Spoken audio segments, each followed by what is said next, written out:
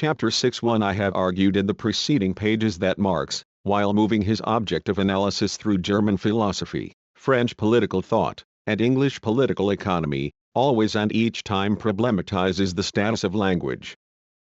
Correspondingly, he moves his point of emphasis. What never changes is his own standpoint, that of the interpreter.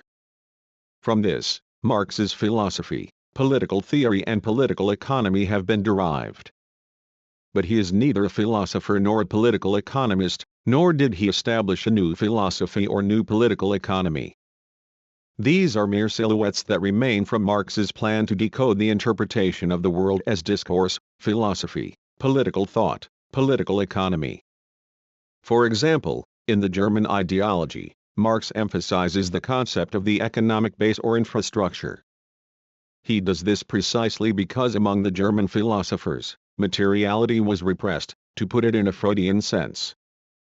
With regard to a materialist like Feuerbach, Marx writes, in the essence of Christianity, Das Wesen des Christentums, he therefore regards the theoretical attitude as the only genuinely human attitude, while praxis is conceived and defined only in its dirty Jewish form of appearance, Erscheinungsform. 1. The German philosophers began as theologians, and, therefore, regarded materiality as something lowly and dirty. For these philosophers, insofar as they thought their own existence had transcended economic interests, such things merely belonged to the realm of sordid affairs. But in France it was entirely different. There, class struggle was really discussed. Marx attempts to argue in the 18th Brumaire that this type of political discourse in fact concealed the relations of production, and in this sense, the base or infrastructure remained economic. However, in England, such a problem never essentially emerged, since a stark economy actually existed.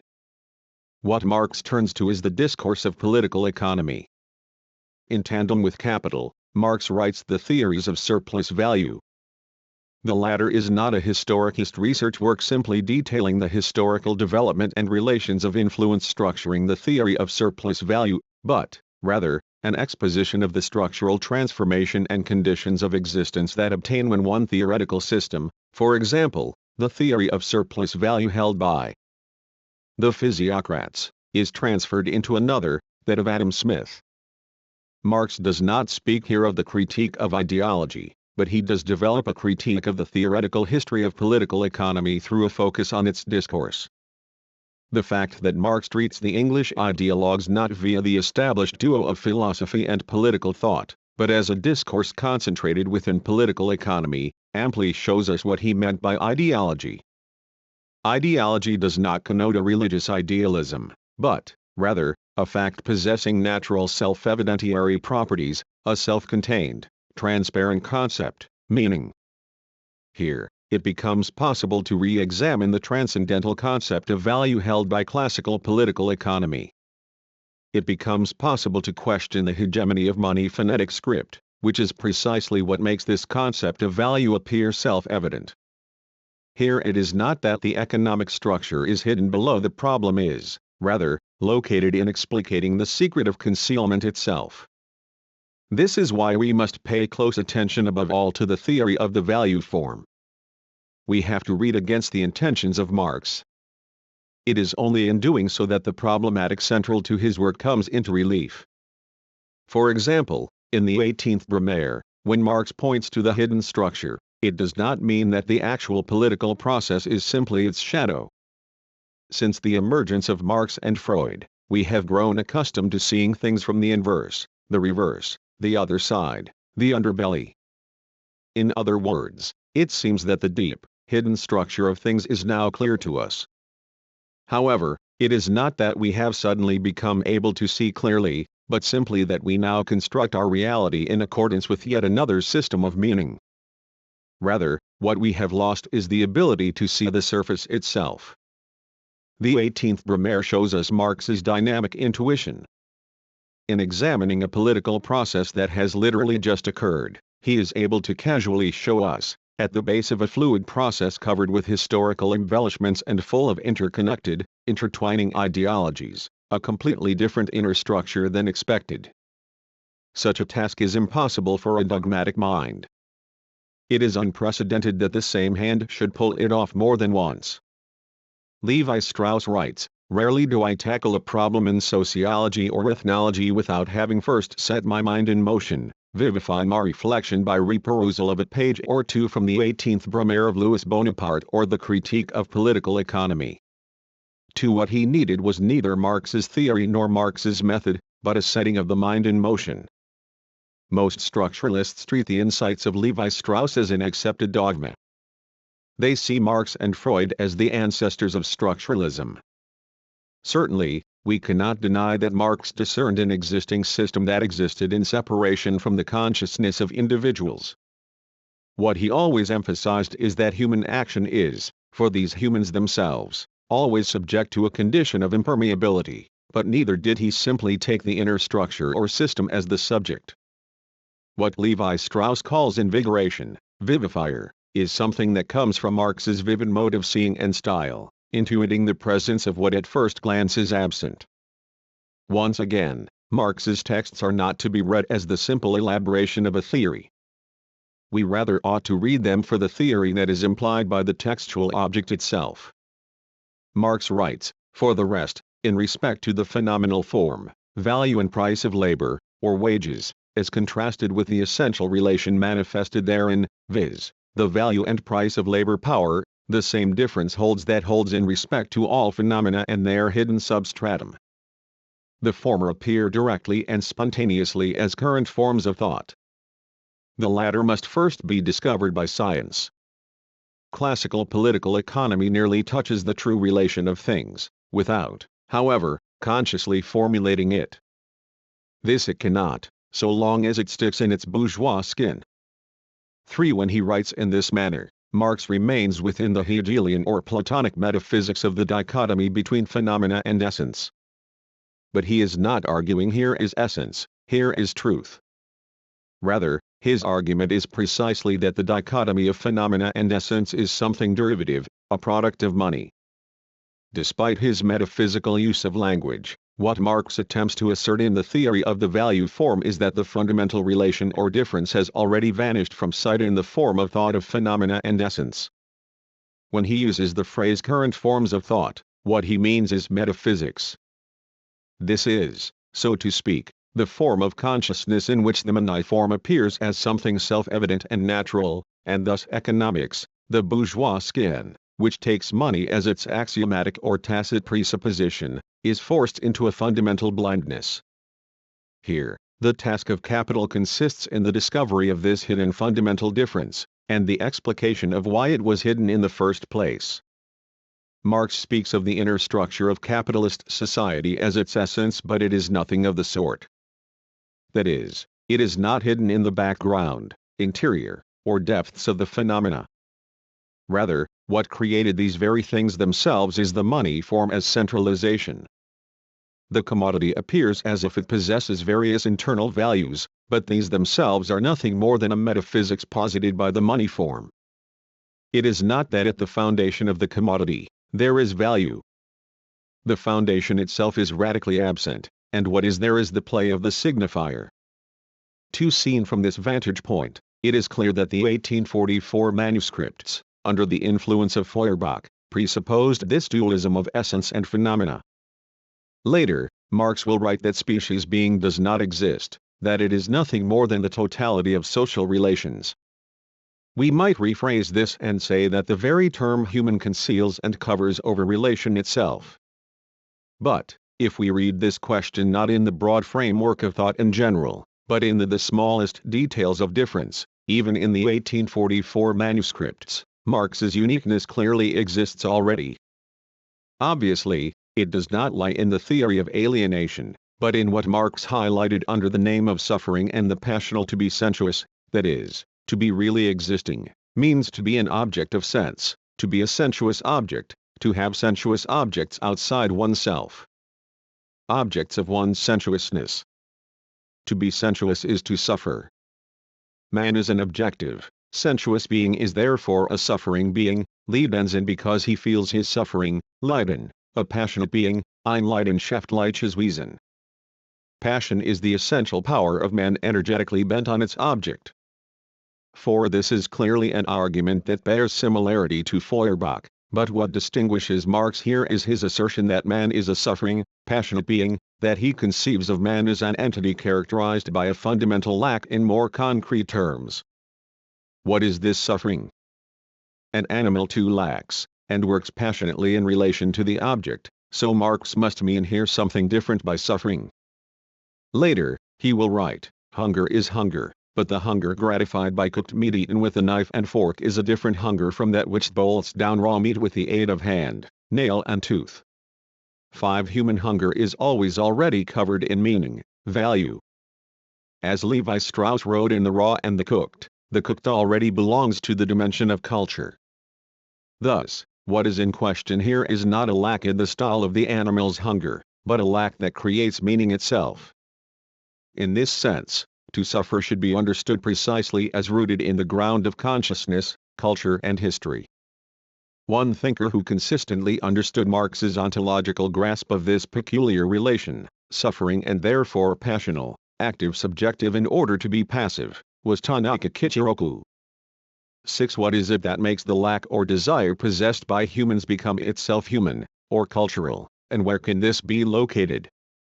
As Tanaka observed, Marx located this in the physical organization of the human being. 7. The first premise of all human history is, of course, the existence of living human individuals. Thus, the first fact to be established is the physical organization of these individuals and their consequent relation to the rest of nature. Of course, we cannot here go either into the actual physical nature of man, or into the natural conditions in which man finds himself, geological, hydrographical, climatic and so on. The writing of history must always set out from these natural bases and their modification in the course of history through the action of men. Men can be distinguished from animals by consciousness, by religion or anything else you like. They themselves begin to distinguish themselves from animals as soon as they begin to produce their means of subsistence, a step which is conditioned by their physical organization. By producing their means of subsistence, men are indirectly producing their actual material life. 8. Tanaka pointed out in this regard the importance, in biological history, of the category of hairlessness to the conditions of human physical organization. But, if we want to think of this concretely, we must investigate at the general level the human condition as that of the naked ape, Desmond Morris. In other words, to put it in general terms, the characteristic of human physical organization is lack of instinct, the lack of a mechanism that automatically regulates adaptation to the external environment. Specifically, human suffering emerges through one form of deferral. In biological terms, for example, humans go through an unusually long period of infancy. Freud saw in this the reason that generational relations, the relation of parent and child, develop into institutions, the non-natural. This is why he distinguished rigorously between instinct, and drive, trieb. Drive emerges from lack. It is already a form of representation, of the signifier. The roots of signification lie in the drive. Here, we should conceive of what Marx calls passionate being precisely in this sense, as the drive itself. When Marx treats the physical organization of these individuals and their consequent relation to the rest of nature as the first premise of history, what we need to pay attention to is this concept of relation. In other words, this relation to the rest of nature is a form of relation born from a certain lack deferral, and in fact, it is this lack deferral that itself is relation as such. After his discussion of language, Marx writes as follows: where there exists a relation, it exists for me. The animal does not enter into relations with anything, it does not enter into any relation at all. For the animal, its relation to others does not exist as a relation. Consciousness is, therefore, from the very beginning a social product, and remains so as long as men exist at all. 9. In typical speech, animals also have objects, and relate to objects. But, insofar as the animal is inseparable from the environment as a whole, neither object nor relation can exist. Objects and relations only come to exist in differing. That is, the object thing is formed and lack representation, signification. For example, Suzanne Langer locates the distinction between human and animal in the difference in the formal nature of their systems of transmission. The animal possesses a one-to-one response relation structured only by the sign, while the human possesses a multivocal response relation centered on the symbolic. In Marx's terms, a one-to-one response relation is not a relation at all. Relation as such is always multiply-layered. The symbolic must be theorized from the standpoint of physical organization subject to deferral. 3. Common to Marx, Nietzsche, and Freud is that they all begin their inquiry from the lack or impotency in physical organization and locate there the emergence of representation, desire, language. This type of perspective can be arrived at from genetic philosophy and likewise from a phenomenological retrospection. As Saussure always reminded us, language is a differential system. That is, meaning is born from the relation of one word, signifier, to another word, signifier. The fundamental roots of signification emerge precisely from this type of spacing. To borrow Jacques Derrida's term, it is precisely what he called difference, differing, from which time and space themselves emerge. But we cannot ask what produces this difference itself. If we do, God or nature will be simply represented as subject, as cause. But this remains a form of meaning. It is not the fundamental origin of signification, but its result. What is important is not this type of questioning of origin itself leading to metaphysics, but rather Marx's point, that human consciousness or meaning does not exist a priori, but only comes to exist in sensuous suffering, passivity. We should recall here that Marx sought the roots of self-consciousness in the contingency or deviation of the movement of atoms in Epicurus's philosophy of nature. That is, human freedom and subjectivity is not the cause but the result. What lies at the root is the deviation or differentialization of nature itself, or the play of relation of the signifier. Meaning is born from its interval or betweenness, iota. But where this fundamental ambiguity is repressed is the side of the taboo, the institution, the system, and thus meaning or consciousness come to be treated like something causa sui, something self-generating and transcendental. Indeed, Marx never gave up, throughout his career, this natural historical mode of understanding, to prevent possible misunderstanding. A word. I paint the capitalist and the landlord in no sense cooler to rose. But here individuals are dealt with only in so far as they are the personifications of economic categories, embodiments of particular class relations and class interests. My standpoint, from which the evolution of the economic formation of society is viewed as a process of natural history, can less than any other make the individual responsible for relations whose creature he socially remains, however much he may subjectively raise himself above them. 10. Here, what Marx calls his natural historical standpoint is not at all the same thing that Vico, for instance, discussed in terms of the distinction between natural history and human history. Rather, Marx intends by this to emphasize that the deviation of nature itself makes the human an historical being and at the same time, an intentional passional being. He is not arguing that the human being is a subject and nature is a subject. At the root, he discovers this play of deviation. Or perhaps, more essentially, he discovers that the root or foundation is itself absent. Marx's perspective above is at first glance a structuralist one, and the structuralists themselves have tended to think so. But Marx's mode of understanding does not simply end with the dispersal of the human subject into its location, or into a system of relation without a center. Rather, the problem is not the system of relation as such, but the systematicity of the system, a preconscious, Freud, institutionality. This is why he had to write a theory of the value form. For in a misunderstanding that Marx feared, Marxism has largely emphasized the primacy of the teleological consciousness and subjectivity of the human being. In Marx, the telos is to redeem lack, yet also to restore it to excess. Thus, telos here always indicates a reversal of deferral. For instance, if we say that we have eyes in order to see, this is an example of teleological thought. These typical forms of thought are linked to metaphysics. Nietzsche called this a perversion of perspective and cognition, but it is precisely how teleology in general is established. On the subject of human labor, Marx writes as follows: "We presuppose labor in a form that stamps it as exclusively human. A spider conducts operations that resemble those of a weaver, and a bee puts to shame many an architect in the construction of her cells. But what distinguishes the worst architect from the best of bees is this, that the architect raises his structure in imagination before he erects it in reality. At the end of every labor process, we get a result that already existed in the imagination of the laborer at its commencement.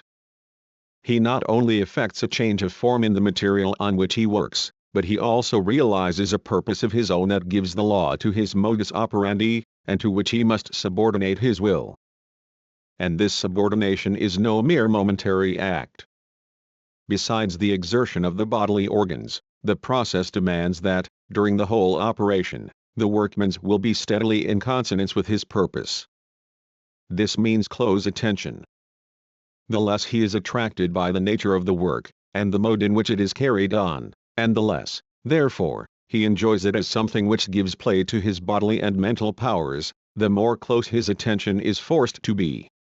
11. Certainly, it appears as if Marx here emphasizes that the life of a human being is always teleological, and formed through representation.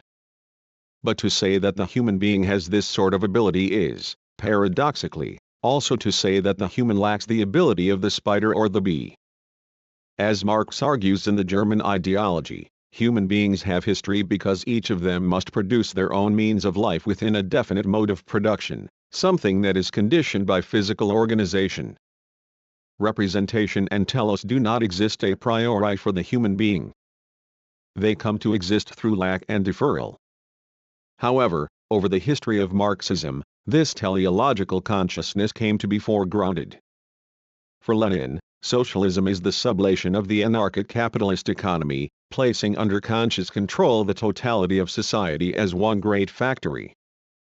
This is just an extension of the attitude of the capitalist inside the factory system. The impermeability that enables the existence of the capitalist is not something anarchic. Let us recall the following point of Marx on the roots of relative surplus value: the use value of labor power consists in the subsequent exercise of its force. The alienation, Veräußerung of labor power and its real manifestation, Äußerung, that is, the period of its existence as a use value, are separated by an interval of time. 12. After each individual laborer sells his or her labor power, he or she cannot demand payment for those things produced by means of the division of labor and cooperation. Each is individually contracted. There is literally no they that exists at this point in time. In other words, what makes relative surplus value possible is this type of temporal gap or slippage, which cannot be controlled by means of teleological consciousness. Yet Marxism forms itself on this basis. For example, Engels writes, with the seizing of the means of production by society, production of commodities is done away with, and, simultaneously, the mastery of the product over the producer. Anarchy in social production is replaced by systematic, definite organization. The struggle for individual existence disappears. Then for the first time man, in a certain sense, is finally marked off from the rest of the animal kingdom, and emerges from mere animal conditions of existence into really human ones. The whole sphere of the conditions of life which environ man, and which have hitherto ruled man, now comes under the dominion and control of man, who for the first time becomes the real, conscious lord of nature because he has now become master of his own social organization. The laws of his own social action, hitherto standing face to face with man as laws of nature foreign to, and dominating him, will then be used with full understanding, and so mastered by him. Man's own social organization, hitherto confronting him as a necessity imposed by nature and history, now becomes the result of his own free action. The extraneous objective forces that have hitherto governed history pass under the control of man himself. Only from that time will man himself, with full consciousness, make his own history. Only from that time will the social causes set in movement by him have, in the main and in a constantly growing measure, the results intended by him. It is humanity's leap from the kingdom of necessity to the kingdom of freedom. 13. In contrast, Marx cautions, but it nonetheless still remains a kingdom of necessity. Beyond it begins that development of human energy which is an end in itself, the true kingdom of freedom, which, however, can blossom forth only with this kingdom of necessity as its basis. 14. Of course, the difference between Marx and Engels is crystal clear. When Marx states the above, he is emphasizing this figure of human existence as suffering. There is nothing more misguided than the idea of counterposing Marx's supposed humanism to Stalinism. The violence and inhumanity of Stalinism does not come from the repudiation of human subjectivity, but from precisely the reverse, from an absolutization of the figure of the human subject. This position has its roots in Marxism itself, and becomes unavoidable as soon as the point of departure is taken to be the transcendental character of consciousness and meaning, a position long ago staked out in Plato's Republic. Marxist authoritarianism is a derivation from the tradition of Western metaphysics and religion. I read Marx as someone attempting to deconstruct this tradition. Read any other way, Marx's texts will always necessarily invite the Stalinist reading. We must keep in mind, however, that Marx always emphasizes the perspectival perversion that exists in human teleology and subjectivity. It is not a question of what this or that proletarian, or even the whole proletariat, at the moment regards as its aim. It is a question of what the proletariat is, and what, in accordance with this being, it will historically be compelled to do. 15. Communism is for us not a state of affairs which is to be established, an ideal to which reality will have to adjust itself. We call communism the real movement which abolishes the present state of things. The conditions of this movement result from the premises now in existence. 16. If men relate their products to one another as values insofar as these objects count as merely objectified husks of homogeneous human labor, there lies at the same time in that relationship the reverse, that their various labors only count as homogeneous human labor when under objectified husk. They relate their various labors to one another as human labor by relating their products to one another as values. The personal relationship is concealed by the objectified form. So just what a value is does not stand written on its forehead. In order to relate their products to one another as commodities, men are compelled to equate their various labors to abstract human labor. They do not know it, but they do it. 17. The working class did not expect miracles from the commune. They have no ready-made utopias to introduce par décret du peuple. They have no ideals to realize, but to set free the elements of the new society with which old collapsing bourgeois society itself is pregnant. 18. Marx insisted that to spontaneously define a problem is something fundamentally passive. Mankind inevitably sets itself only such tasks as it is able to solve. 19. However, this is not at all to emphasize the idea, beloved of the structuralists, that the human being is coerced by certain structures. Structure, whether that of the household or of language, can only itself be grasped teleologically, and we must now problematize this point. Here there is a delicate, complicated difference. Teleological consciousness itself emerges from suffering based on deferral. We do not notice this fact when human consciousness exists as spontaneity or subjectivity. And yet, since they do not know it, but they do it, it is doing something different from what the human being is thinking. Revolution does not mean to create something new, it means to catch up with the transformation already occurring. When the human being turns to face his or her situation intentionally, teleologically, it is really an attempt to excessively retrieve or win back one's lateness or delay. However, we should never confuse this suffering with the Christian form of the concept. It is instead the concept central to Greek tragedy. If such pain is not something to be relieved or healed, nor is it the concept of original sin. His is because, enthiend, itus nothing more than the original deviation or play. Chapter 7:1 In the German ideology, Marx observes the situation of German philosophy from the outside. But the outside here is not simply the physical exterior of Germany. For instance, Marx writes as follows: German criticism has, right up to its latest efforts, never left the realm of philosophy. It by no means examines its